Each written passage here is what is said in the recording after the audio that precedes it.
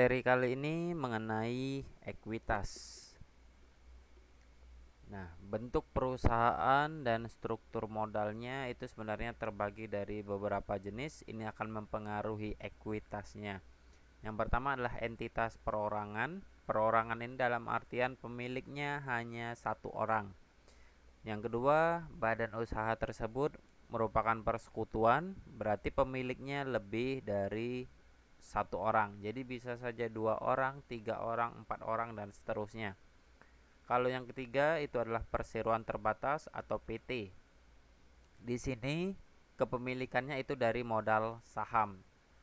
Jadi pemiliknya adalah orang-orang yang memegang saham tersebut. Kita kenal sebagai pemegang saham.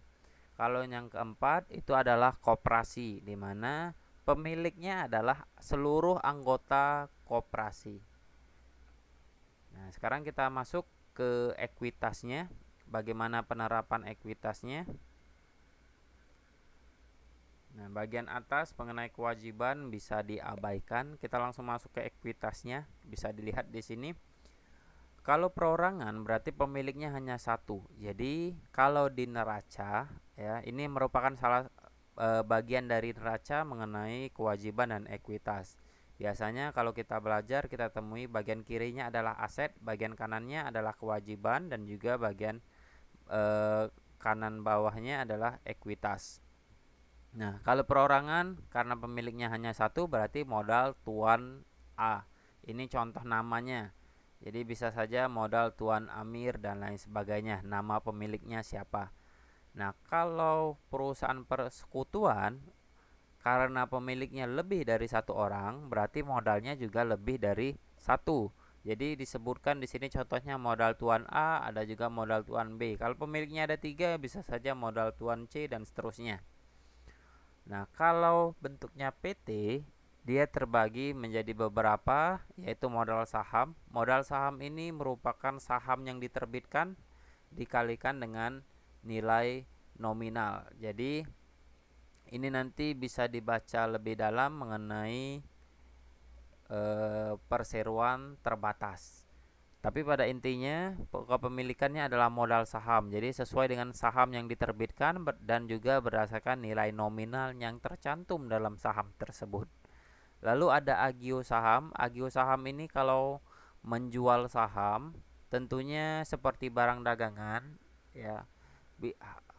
Saham yang harganya 1000 per lembar tapi kita jual 1200 per lembar. Berarti ada keuntungan 200. Nah, 200 itu adalah agio saham. Lalu ada juga saldo laba. Karena modal dan laba itu dipisah, maka muncullah akun saldo laba. Saldo laba ini tidak kita temukan kalau yang tipenya perusahaan perseorangan ataupun juga persekutuan. Jadi ini adalah laba dalam perusahaan tersebut karena dipisahkan. Kalau kita bandingkan dengan perusahaan perseorangan sama persekutuan, ya ini perorangan dan persekutuan, ekuitasnya hanya modal dan laba itu di dalam modal. Tetapi kalau PT, modal saham dan laba itu tidak boleh digabung, harus dipisah. Karena modal saham itu rumusnya adalah jumlah sahamnya dikalikan dengan nilai nominal. Jadi tidak ada unsur laba di sana. Laba itu ada akunnya tersendiri yaitu saldo laba. Lalu kalau koperasi, ekuitasnya ada banyak. Ya, diantaranya ada simpanan pokok, simpanan wajib, donasi, cadangan umum, dan SHU tahun berjalan. SHU ini konsepnya sama seperti laba. Jadi kalau di koperasi tidak ada istilah laba, tapi adanya istilah sisa hasil usaha. Tapi konsepnya sama. Lalu ada simpanan pokok, ada juga simpanan wajib. Kalau simpanan pokok ini, kalau dalam koperasi, kalau kita mau jadi anggota koperasi, kita akan bayar simpanan pokok hanya satu kali. Anggaplah itu pendaftaran, ya. Jadi cuma satu kali kalau kalian mau menjadi anggota koperasi. Lalu kalau simpanan wajib bisa saja setiap bulan kita membayar. Jadi ada angsuran wajibnya. Misalkan setiap bulan harus bayar simpanan wajib sebesar 20.000. Berarti setiap bulan kita harus membayar simpanan wajib tersebut jika ingin menjadi anggota koperasi. Tapi kalau simpanan pokok hanya satu kali pada saat kalian menjadi anggota koperasi. Lalu kita masuk laporan perubahan ekuitas. Nah, ini perusahaan perorangan ya. Sebenarnya di sini ada ekuitas, siapa namanya, di sini lalu dituliskan berapa nilainya, lalu ada laba rugi, ada investasi, price ya. Kalau perusahaan perorangan bisa menarik sesuai dengan kehendak pemiliknya karena dia adalah pemilik satu-satunya, berarti bisa saja ada price-nya. Jadi ini konsepnya sudah banyak kalian pelajari di pengantar akuntansi 1. Kalau persekutuan karena pemiliknya lebih dari satu orang, jadi dia dibuat terpisah. Ini contohnya ada 3 orang, berarti ada sekutu A atau nama orangnya, tuan A, tuan B, dan tuan C. Jadi mereka ada nilainya masing-masing, ada angkanya masing-masing. Tetapi tetap di bagian kanan terakhirnya itu harusnya ditotalkan agar lebih mempermudah pada saat perhitungan. Karena ini hanya untuk mengetahui ekuitas masing-masing sekutunya saja. Tetapi pada saat masuk neraca, ini nanti akan kita masukkan ke dalam neraca sesuai dengan modal masing-masing. Nah, lalu ini kalau bentuknya PT.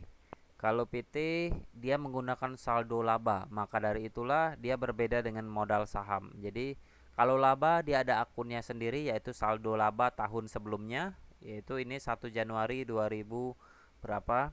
Anggaplah ini saldo laba tahun kemarin, itu sama saja dengan saldo laba awal tahun sekarang. Lalu ada laba atau rugi, lalu ada dividen. Dividen ini adalah pembagian kepada para pemegang saham.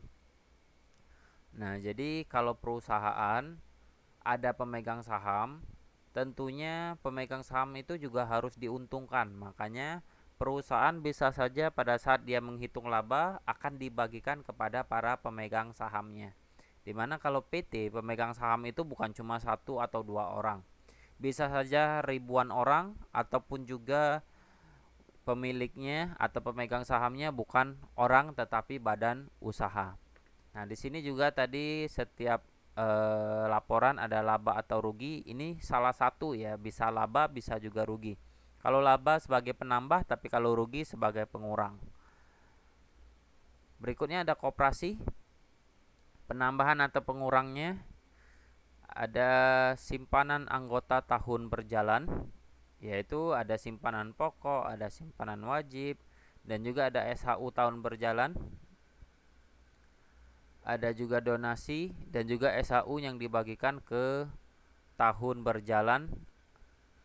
Ini mirip dengan PT, ada dividen ya, tapi kalau koperasi itu SHU yang dibagikan pada saat tahun berjalan. Jadi untuk para anggotanya. Tetapi pembagian itu tentunya berdasarkan dengan jasa para anggotanya kepada koperasi. Lalu yang terakhir ada pengembalian simpanan anggota. Ini bisa saja contohnya ada anggota yang ingin keluar koperasi. Seluruh simpanan yang pernah ia setorkan kepada koperasi itu semuanya harus dibayar. Itulah keunggulan dari koperasi. Jadi kita ambil contoh, kalau kalian membayar simpanan pokok 10.000, lalu bayar simpanan wajib 20.000, berarti totalnya 30.000. Dan pada bulan kedua kalian langsung berhenti. Uang 30.000 yang pernah kalian setorkan sebagai simpanan pokok dan simpanan wajib itu akan dikembalikan sepenuhnya. Berarti kalian akan mendapatkan 30.000 itu lagi. Sedangkan bagi koperasi tentunya itu akan mengurangi ekuitasnya. Maka dari itulah di sini ada pengembalian simpanan anggota sebagai pengurang. Ini juga bisa disebabkan karena anggotanya keluar dari koperasi. Nah, itulah tadi pembahasan mengenai ekuitas. Sekian dan terima kasih.